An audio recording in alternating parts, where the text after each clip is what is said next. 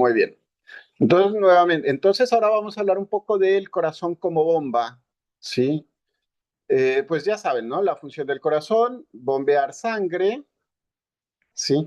Y lo que yo les había comentado en la anterior presentación, porque esta fue una duda que tenía una de las chicas que fue a la clase del miércoles pasado, y era que ella entendía que el ventrículo se llenaba exclusivamente por acción de la aurícula. En realidad, el ventrículo tiene un llenado pasivo de hasta el 75%, es decir, una persona que no tenga movimiento en la aurícula no va a tener ningún inconveniente mientras esté en reposo, pero si ya esta persona empieza a hacer ejercicio, ya el corazón le va a pasar factura porque ya no va a estar bombeando con la suficiente potencia. No, ya no va a suplir los requerimientos de oxígeno. Bien, entonces, ya que aclaramos esto yo lo traía al presente porque vamos a ver cómo se comporta el ciclo cardíaco. ¿Ya vieron el ciclo cardíaco antes?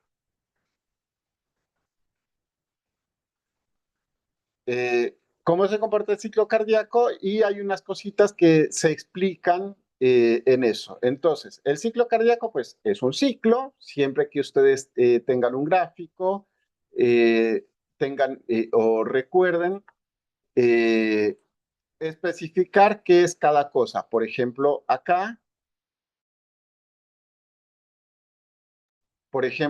tenemos,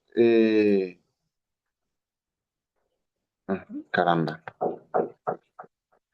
Por ejemplo, acá tenemos el volumen, que es en mililitros, y tenemos la presión en milímetros de mercurio. Y como es un ciclo, pueden empezar a construirlo en cualquier lugar.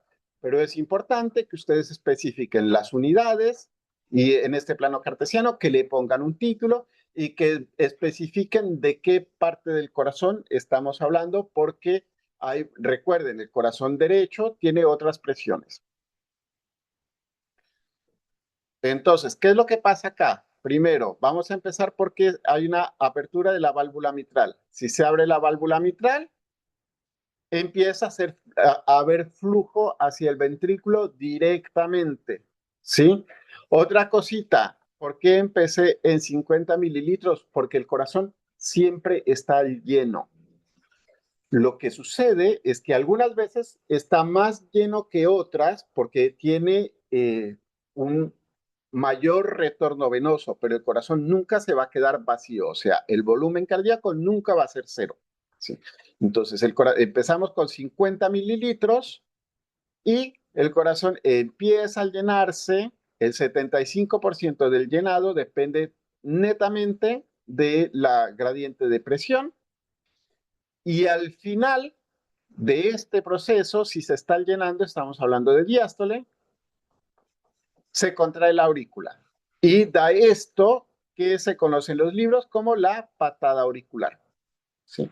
¿Y qué hace? Aumenta el volumen acá y aumenta un poquito la presión en el ventrículo. Ahora, se cierra la válvula mitral y si se cierra la válvula mitral, el corazón empieza a contraerse, pero acá sí, está cerrado también la otra válvula. Entonces, la cantidad de sangre permanece constante, pero como el corazón se está contrayendo, está aumentando la presión. Entonces, por eso, esto se llama como la concentración isovolumétrica. ¿Hacia dónde va a aumentar? Alrededor de 80 milímetros de mercurio. ¿Por qué 80 milímetros de mercurio? Porque es la presión diastólica. ¿Sí? Pero ¿qué va a pasar ahí? Se abre la aórtica y empieza a salir sangre. Y como empieza a salir sangre, también va a haber un aumento de la presión. ¿Sí? Alrededor de hasta 120 milímetros de mercurio. Acuérdense de la presión arterial, 120, 80. ¿Qué va a pasar luego? Se cierra la válvula aórtica. Y ya que tengo la válvula aórtica cerrada, miren que yo les puse acá dos estrellitas diferentes y le puse a la una R1 y a la otra R2. Porque aquí lo que escuchamos es los chasquidos, o sea, los ruidos cardíacos. Acuérdense, las válvulas se cierran para evitar el, eh, el reflujo de sangre hacia el corazón. Entonces, el ruido cardíaco se genera es por el cierre de las válvulas, no por la apertura. Y luego tenemos una relajación isovolumétrica. ¿Por qué? Porque está cerrado la mitral, está cerrada la aórtica, la cantidad de sangre dentro del corazón es la misma, pero ahora tenemos que los músculos se están relajando para poderse contraer cuando haya un nuevo periodo de diástole. Y aquí podemos ver que esto es un periodo del llenado pasivo, esta línea azul, y pasivo porque depende netamente de la gradiente de presión, y un periodo de eyección, que es cuando el corazón bombea. ¿Cuánto va a bombear? Esta diferencia de volumen acá, que es 70 mililitros. ¿Eso lo lograron entender?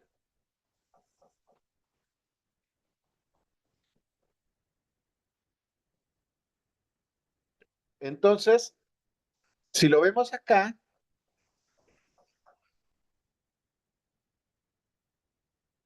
en el corazón izquierdo,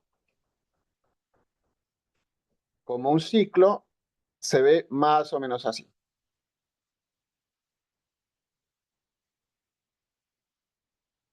Listo. ¿Pregunta alguna del ciclo cardíaco en ventrículo izquierdo?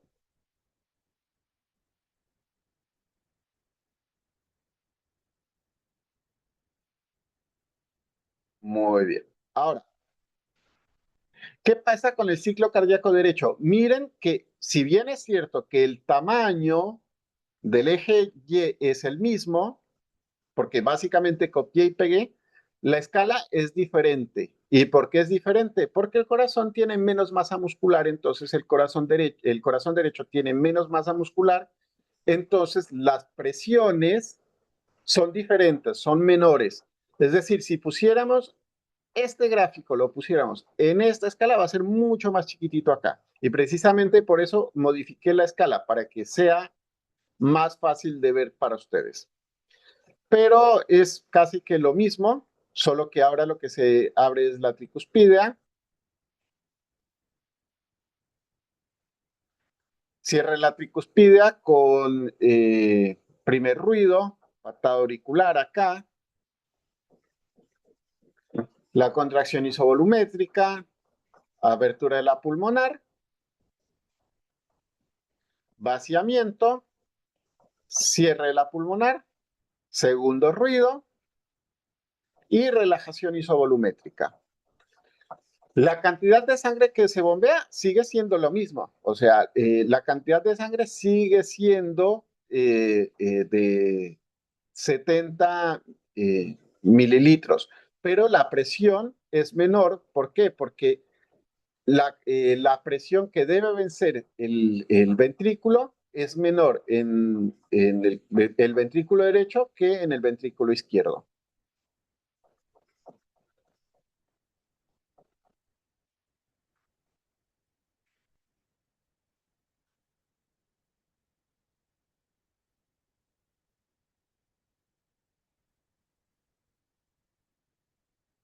Bien, y ahora, ¿qué otras cositas podemos hablar del ciclo cardíaco? El volumen telesistólico. ¿Ustedes entienden? Si lo entienden, me parece espectacular. Si llegan a no entenderlo, me avisan que lo volvemos a repetir. Que el volumen telesistólico es cuánta sangre quedó en el corazón después de que se haya contraído y ha bombeado. Lo que yo les había dicho. El corazón nunca está vacío, siempre se queda con una cantidad de sangre que era esos 50 mililitros que desde donde empezábamos el ciclo cardíaco. Entonces, volumen de telesistólico es la cantidad de sangre que queda en el corazón al final de la diástole. Y el volumen telediastólico es la sangre, la cantidad de sangre que tiene en el ventrículo justo antes de que inicie la contracción. Eh, es decir, si aumenta el retorno venoso, el volumen telediastólico va a ser menor. Si disminuye el retorno venoso, la cantidad, el volumen telediastólico va a ser menor. ¿Sí? ¿Por qué es importante eso? ¿Por qué es importante? Porque un volumen telediastólico muy bajo puede indicar un llenado ineficiente, por ejemplo, porque una persona perdió volumen, porque está deshidratada, porque tiene alguna estenosis, y un volumen telesistólico muy alto puede indicar una disminución en la contracción cardíaca. Sí, es decir, una insuficiencia cardíaca. ¿Se entendió?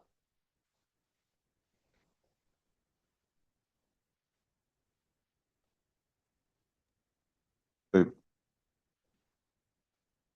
Bueno, ahora, el volumen de eyección del que hablábamos, que era de 70 mililitros, ¿es importante? Sí, pero es un indicador ideal de la cantidad de sangre, de la cantidad de sangre bombeada por una persona. No, porque no todas las personas tenemos el mismo volumen, ¿sí? Entonces, en lo que nos indicamos para mayor certeza de que el corazón está funcionando bien es de la fracción de eyección.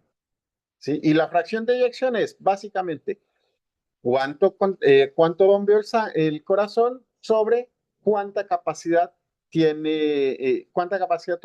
total tiene el corazón. Es decir, si el corazón en este gráfico, ¿sí? Tenemos que la capacidad del corazón es de 120 mililitros y bombeo 70, vamos a dividir 70 sobre 120 y vamos a multiplicar eso por 100. Volumen sistólico sobre volumen telediastólico por 100. Una fracción de eyección normal es de entre el 55 y el 70%, dependiendo de la literatura que hayan consultado. Una fracción de eyección de entre el 40 y el 54%, pues es indicativa de una disfunción cardíaca leve, y ya una fracción de eyección por debajo del 40% es indicativa de una disfunción cardíaca moderada a grave. Otras cosas que tienen que aprender en cuanto al corazón como bomba es el gasto cardíaco. Es la cantidad de sangre que bombea el corazón por minuto y se calcula por la frecuencia cardíaca multiplicada por el volumen sistólico. Es decir, si la frecuencia cardíaca es de 70 latidos por minuto y el volumen sistólico es de 70 mililitros, entonces 70 por 70 son 4.900 mililitros por minuto o 4.9 litros por minuto. El gasto cardíaco es por minuto.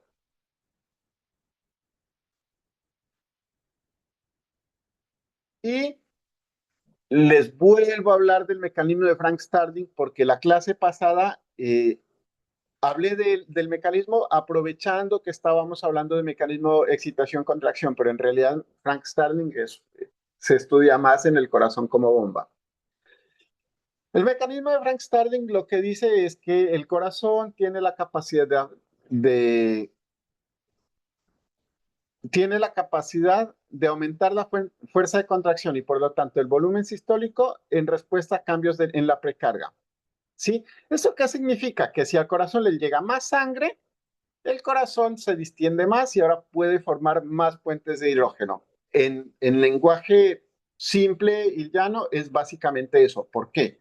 Porque si al corazón le llega más sangre, los ventrículos se van a distender más porque tienen más sangre dentro.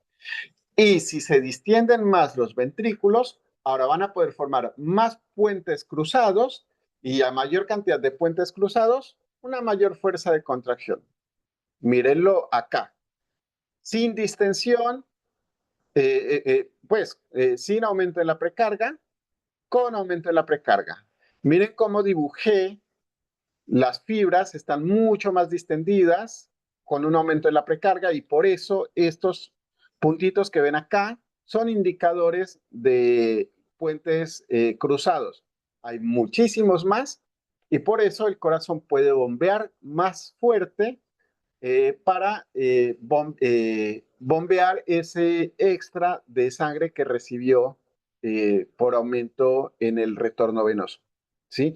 La precarga no es el retorno venoso. La precarga es la cantidad de fuerza que tiene el corazón antes de contraerse. ¿Depende del retorno venoso? Sí, pero no es el retorno venoso. ¿Sí? Entonces, la precarga es la presión telediastólica ventricular, que es un índice práctico de la precarga, ya que está directamente relacionada con el grado de estiramiento de las fibras musculares cardíacas. Esto es lo que dice el libro de Guyton.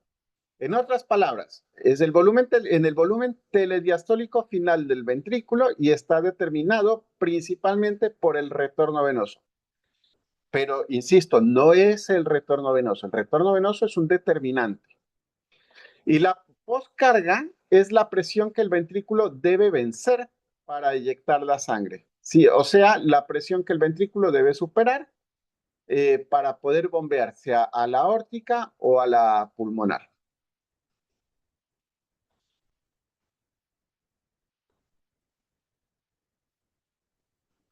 Bien, ¿alguna pregunta en estos poquitos minutos que nos quedan?